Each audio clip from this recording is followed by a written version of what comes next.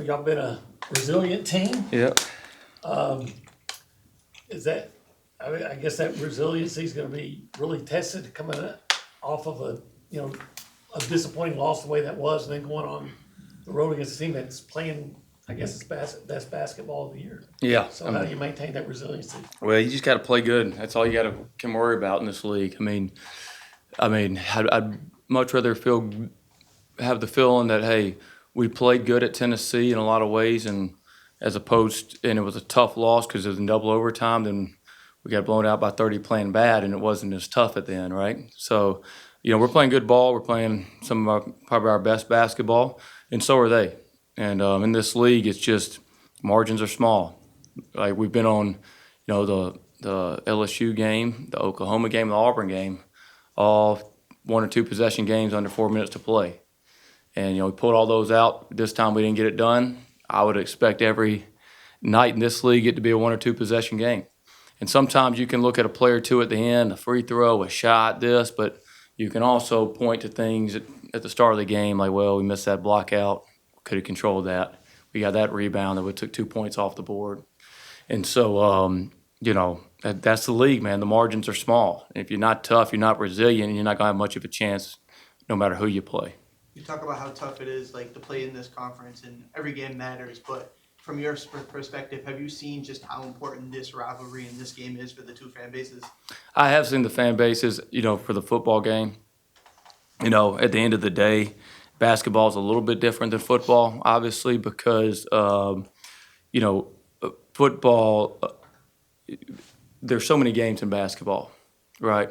And a lot of times when it comes to rivalry week in football, it's the last game of the season that determines, are you making the playoffs or not? You know what I'm saying? In basketball, there's a wide variety of games that the truth is that it may mean more to a fan base, just the passion of it, but it doesn't mean any more than any SEC game.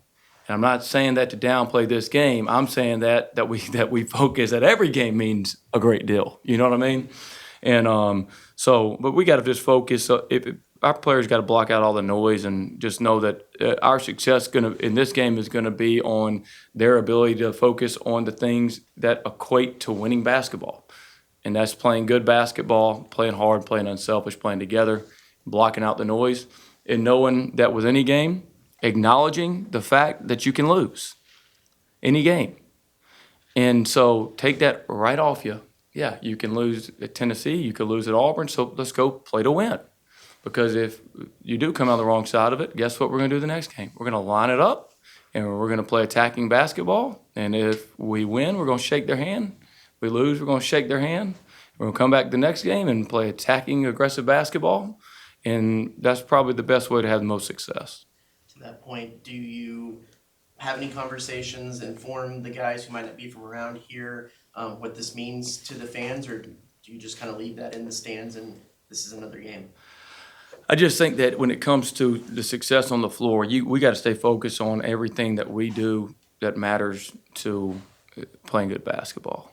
And just because a fan may be more passionate about one game than the other, that doesn't give us any points. If we start focusing on stuff like that, we're not focusing on the things that are going to equate to what we have to do to win and be successful. And I say win, I should just say to be successful, whatever that means, right? Because being successful basketball and doing the things that equal success and the fundamentals of basketball are going to give you the best chance to win either way. So I would talk to our players about focusing on that, everything that's in between the lines, and not worrying about anything else. Go ahead. You've got a few members of your team that have been on the other side of this rivalry.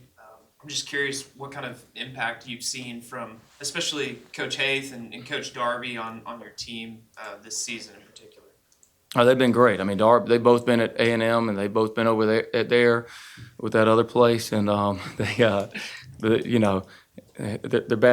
glad to be back in heaven over here, And but they've been great for us in our program, and they love it here, and they've been a big impact on what we're doing, and will obviously be a big impact going forward. How impressed have you been with Rashawn, not just for the numbers he's put up, but having so often to go up, seems like going up against guys that consistently bigger than him, sometimes more than one. I mean, they measured him without his shoes on the other day at 6'5" and a quarter. I mean, we're in the SEC with our, starting center 6'5" and a quarter. That's our tallest player on the floor. So, like, sometimes you don't see it on TV, but the heart that our team plays with is just like, it's extreme. Like even at Tennessee, like, say, man, they got a lot. We got to really fight for rebounds. We really got to block out. A lot of times we are blocking out. Most of the time we are fighting and blocking out. I mean, you watch the last play on the free throw. I mean, Ruben and Pop. I've never seen two guys trying to block out harder than they're blocking out in that game. But so they're battling. They're scrapping. McKenzie's usually in that spot to rebound. He was our tallest player. That was usually in there. So Rashawn's what he's done to get these double doubles with literally, nobody out there that you would consider a great rebounder when McKenzie went out. I mean, it's just a sheer will. And I mean, I asked him about us playing small, and I said, do you think we're going to be able to rebound? This was, when McKenzie got hurt, and he said, yeah, we'll be able to rebound. I said, why? He said, because I'll get the rebound. It's just like, because I'll get the rebound. Like, that's the mindset you want of a player. Like, not like someone else's job, like, I'll get the rebound. And he's been elite at doing that. I mean, he was wrestling freaking grizzly bears down there at Tennessee. I mean, I sent someone a text for the games, like, these guys look like Tyrannosaurus Rexes out there, and he's just coming in one after another. And I mean, at halftime, he hadn't even taken, maybe scored 2 points at half. And all I could talk about was Rashawn holding it down, fighting these guys on the block, just so we'd have a chance in the game. And so he's obviously invaluable to this group. I guess kind of off that point, what have you guys been working with Jamie and Fetty in particular to try and get more production out of them when Rashawn needs to take a break and you got to bring those guys on? Yeah, good question. I think the biggest thing that Jamie and Fetty got to do, the physicality, if you were up there in the Tennessee game, off the ball, and I'm not saying that every foul was called, so you got to play with more of a reckless abandon off the ball. Like, okay, if you're extra aggressive blocking a shot, getting a rebound, blocking out, and they call a foul, it's not a life sentence, bro. It's one foul, right? You know what I mean? Like, but we can't have our guys come in the game and be like, well, I don't want to get a foul. I don't want to get my sweat on them, right? Like, those guys got to be more aggressive because they have fouls to give, and we're not saying we want to intentionally foul players, but they have to play with more reckless abandon, going and getting rebounds and being aggressive blocking shots. Buck, I know you haven't been around, so maybe you don't know, but are you aware of the particular thorn in the side to A&M that Tremont Mark has been? One of the Texas guard. Yeah, are you talking about for A&M? For A&M? No, I don't know. Okay. Yeah, I don't know the details of it. Yeah, I know the games last year. I don't know the detail. I know the scores and kind of what happened, but I don't know who did what in those games. Now I've seen the thorn in the side he's been for other teams. You know what I'm saying? As I've been watching games here this year. But, they got a really good, talented team. Like, their starting five is really a talented group. And it took them a while to get it going. And when they played well, they played really well. And so they're a good group. All their players are good players when they're playing good.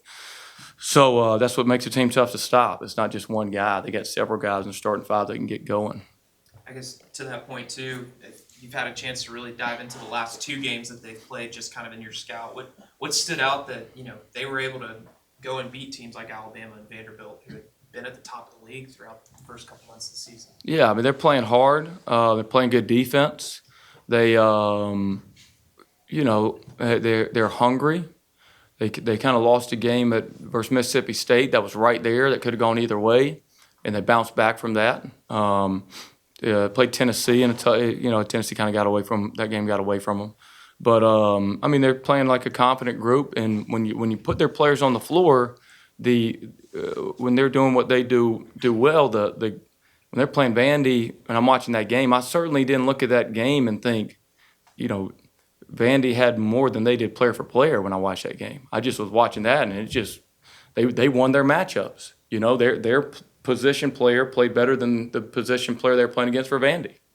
I've known Sean, their coach, a long time. He does a great job. I coached a kid in high school that went to Xavier, a guy named Colby Jones, who ended up going to the NBA. So I've known Sean a long time. His brother Archie recruited one of my players in high school, so I know that he does a great job. I mean, so they're prepared, and then their players are playing pretty good. They're playing good ball right now. I think Texas is one of the top teams in free throw attempts. Have you talked to your guys a lot about avoiding like fouls and how to avoid fouling more? Not Fetty and Jamie. But no, I mean, we got to be aggressive, and I mean, we're not like our defense right now in league play is actually the third-rated defense in league play and SEC play right now, and we're doing that with not the best defensive rebound rate. If we could clean up the defensive rebound rate, we'd move way up, But our foul rate is not that high. Like, it's not like we're extreme. Right. I mean, we gotta play aggressive, be us. Now, I will say this: in the last game, we had a couple fouls that we could have avoided in the full court that were just, we can't have those kind of fouls, like where we just like, hey man, just banana off the guy. Like, there's no need for that. We got to avoid those fouls, but the aggressive fouls, like, we gotta live with some of those. What does this start to conference play with so many close games and closing out so many close games done to the team's confidence? Yeah, it's been great. And that's why I say, like, we can get caught up, like a game slips away here or there where you're right there to win it. But there's also a lot of games on the flip side that we executed and won, right? I mean, we're at Pitt. That could have gone. They were winning under 8 minutes to play. Oklahoma, they were winning under 8 minutes to play, right? Auburn, I mean, we're down by big deficit. We win by 2 points. LSU could have gone either way, right? So the ones that stick out are those ones where it's like, damn, we were right there, and we don't pull it out. The good thing that I did like even in the last game, not getting results oriented, our overtime in the last game was our best job of executing of any game we played. We scored, there's low possession. I think there are like 6 or 7 shots in overtime.